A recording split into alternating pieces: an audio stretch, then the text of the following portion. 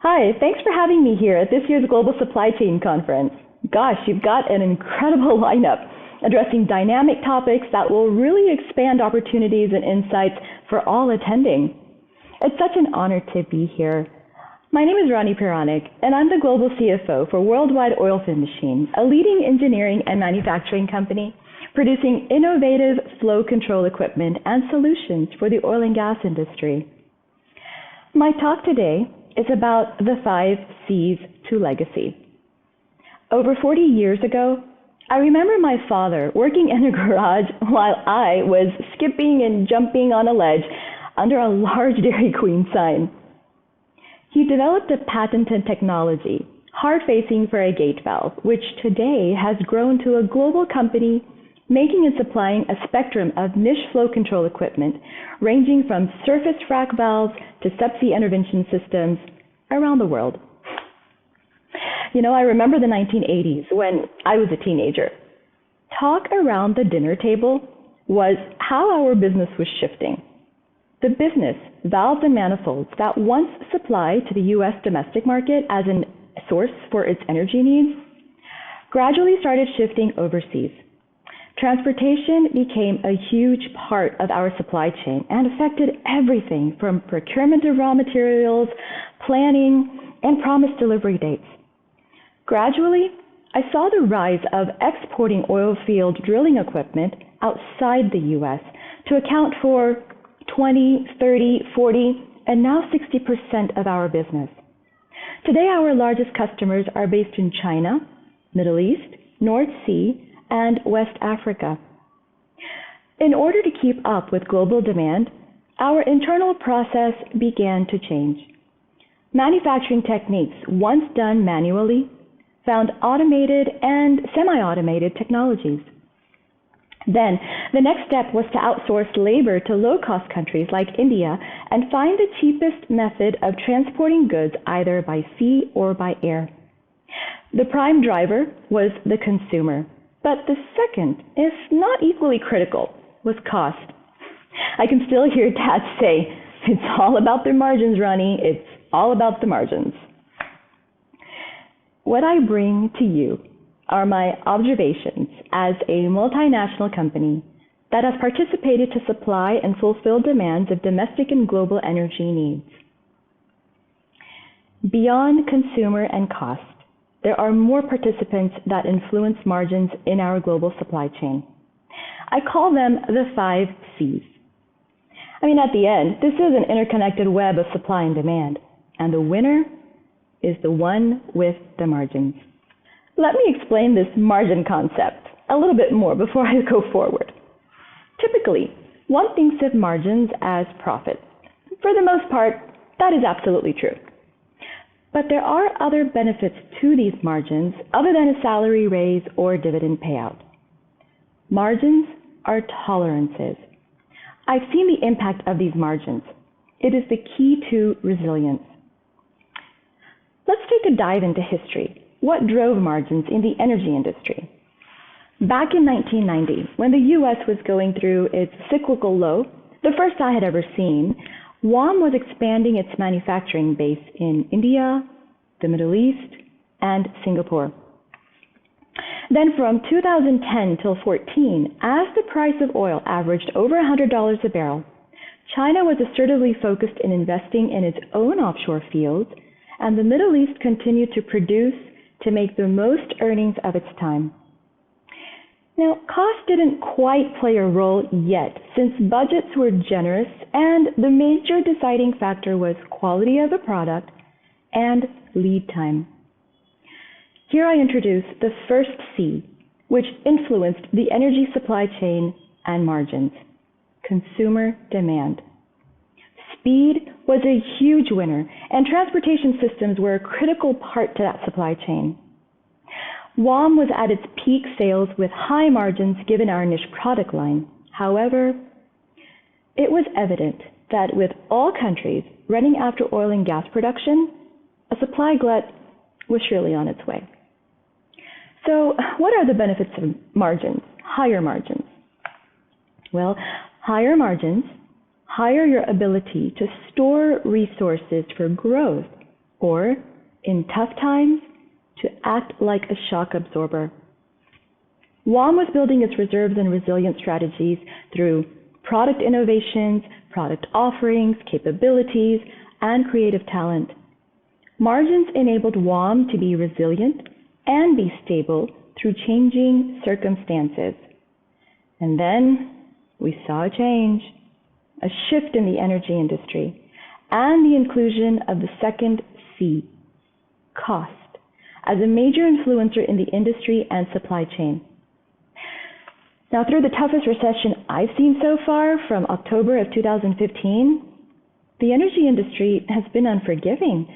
Well, at least that's what it feels like to an oilfield equipment company. Demand for energy was increasing, yes, with global population, but due to supply surges, the cost of oil dipped and didn't recover, making it unaffordable to produce with the given means and technology available. Costs of production and sources of energy had to be revisited. Innovation to lower costs was everyone's focus. So from exploration to conversion, production to transportation, the magnifying glass was on every single penny. The motivator and challenge was now, can we make margins even at an oil price of $50 a barrel? And what about $30 a barrel? Countries revisited technologies to lower costs to explore, produce, transport, and utilize. And then, in April of 2020, we saw the effects of speculative futures cap out, plummeting oil to negative numbers. Gosh, do you remember the time when we all woke up that morning and said, oh my goodness, what in the world? There has to be something wrong with either my phone or my app. I mean, how could oil go negative? With the interlaced supply chain and energy, the entire world was like it went on a holding pattern. Except for one thing, an instinct for survival. And survival depends on cost. Let's go back a little further behind. Since 2009, we've seen the effects of companies leaning on low-cost countries to maintain margins by reducing their cost of production. Let's take a look at BRICS: Brazil, Russia, India, China, and South Africa. BRICS contributed to 67% total increase of energy consumption since 2000. Now, though COVID put a small brake on the development of India and China, they both are set to rebound double-digit GDP growth in 2021, a projected over 10% for both countries. Now, what does that mean to the energy-related supply chain? It gives us a sense of the volume of growth the energy sector will also see. The U.S., which once imported oil and gas, is now leading to produce in the world. But before this achievement, when the U.S. was importing oil, goods, and services, it was paying using a strong currency, the dollar. So developing countries were able to tap into the purchasing power of the dollar for their development. In the process, China and India have been building resiliency a little at a time over 20-25 years. Smart sourcing was not just for developed countries, but developing countries began adopting similar trends. Building critical resources internally and outsourcing non-critical. What a complex network of a supply chain to fulfill consumption. So typically, one would think that there was this exchange of products and services, but there has been one more element of exchange, the third C of influence, culture. Now, not culture in the sense of food or clothing or race, but of work culture. Well-paying jobs rose, purchase power increased, and governments could invest to fill the gaps needed for growth. Work culture included work ethic, transparency of processes, data sharing, discipline of time, commitments. If one did not deliver on time or quality, there was a penalty, and penalties impacted margins. Since the impacts of energy in production and use became more visible and vocal across daily lives of all populations, gradually not only cost mattered, but cultural sophistication also mattered. Culture, be it in environment regulations, humanitarian safety, or diversity inclusion. Each country formed a set of cultural tolerances to determine from where and how to source energy. Whether oil and gas equipment must meet API standards of quality and safety, or CE marking mandates on steel sources by European countries, or whether a country violates humanitarian ethic, the energy supply chain margins continue to be affected by a global work culture. Culture evolved standards and expectations. In time, countries knew what was expected for growth and strived to do it better.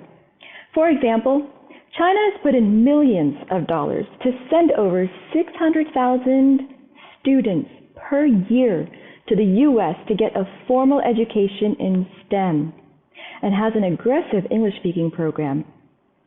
India is now investing over $15 billion in mapping and geospatial business to bring transparency in data and information for logistics, transportation, and tracking. The work culture gap is now narrowing. Let me introduce the fourth C, connectivity.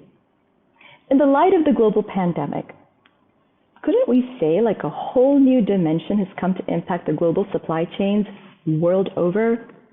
Now granted, the big shift started in 2007 with digital transformation, big data, information and cross-border connectivity. However, not all countries played on the same level field. And why? Because their technology infrastructure and capabilities had not been fully developed. But during COVID, countries that were behind had to shift gears to the digital world, where remote tracking and touchless connectivity became available to all. What would have taken another 5 to 10 years happened in a few months.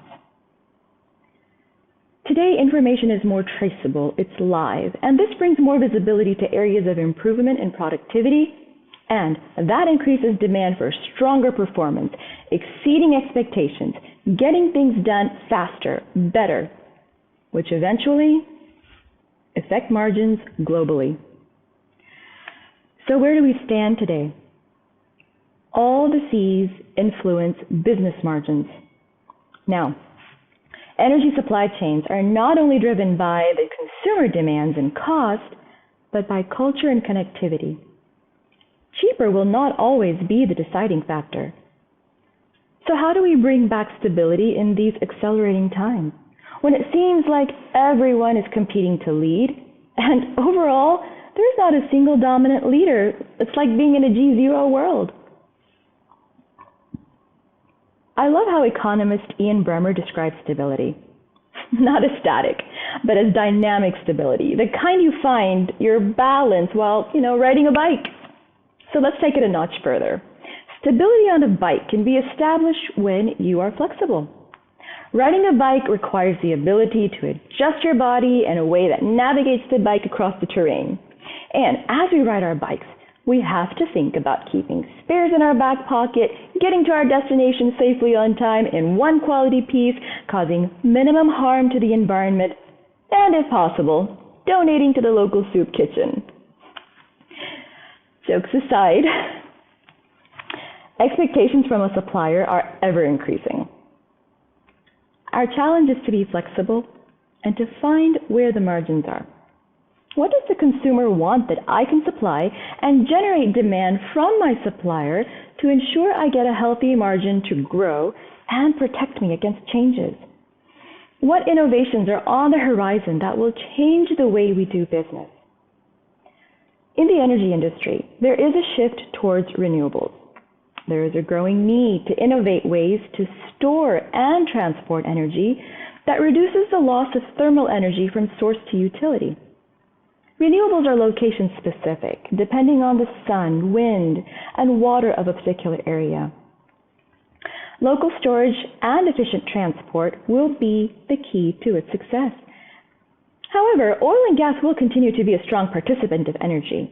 With the increase in demand with an ever-increasing global population, we will need both oil and gas innovation partnered with renewable technologies. When I plan for the next 40 years, I've considered the influence of the 4 C's we've seen so far.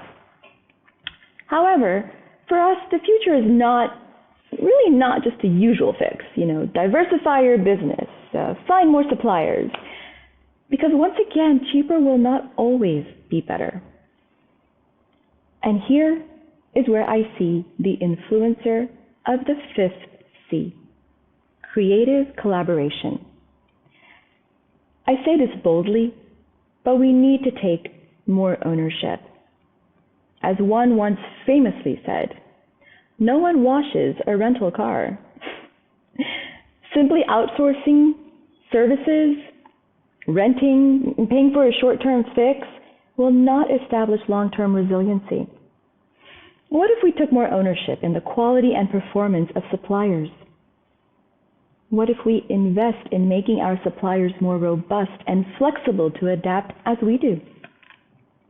Can we partner with other participants in the global supply chain to innovate more efficient solutions in products and services?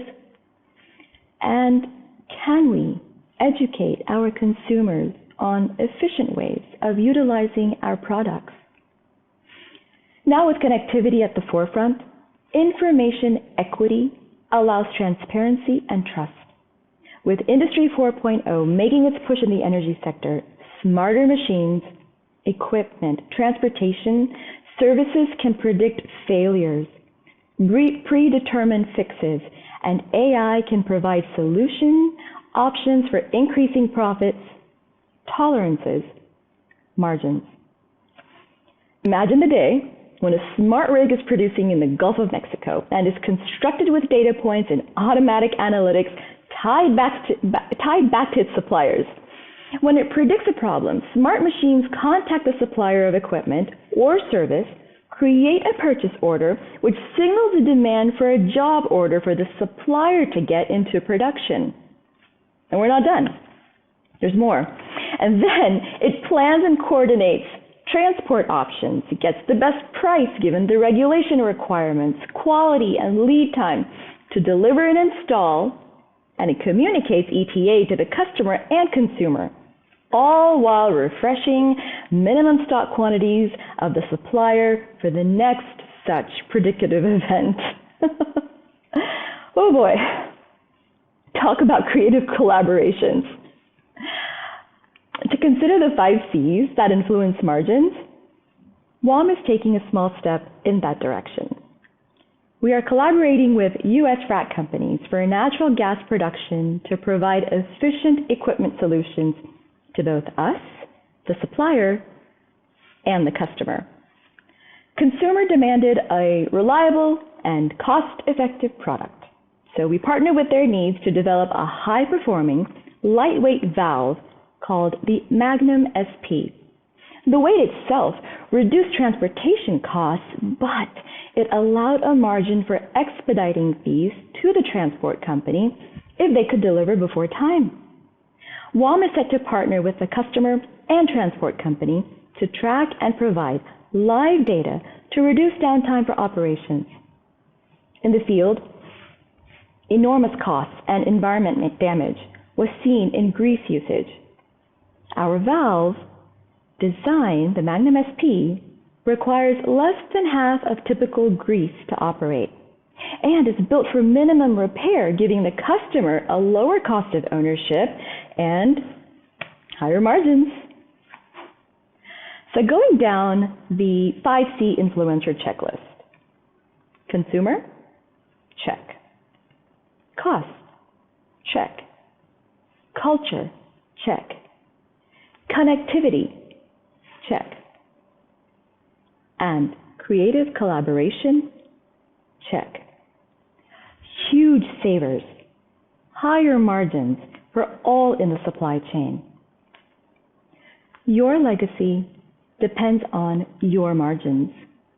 And if together we can provide that for both of us and all participants in the supply chain, then it's a win-win for all.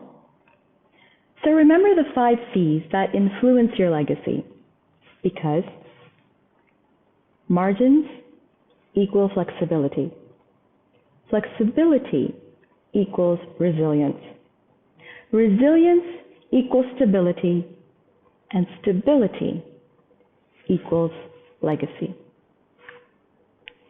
Thank you.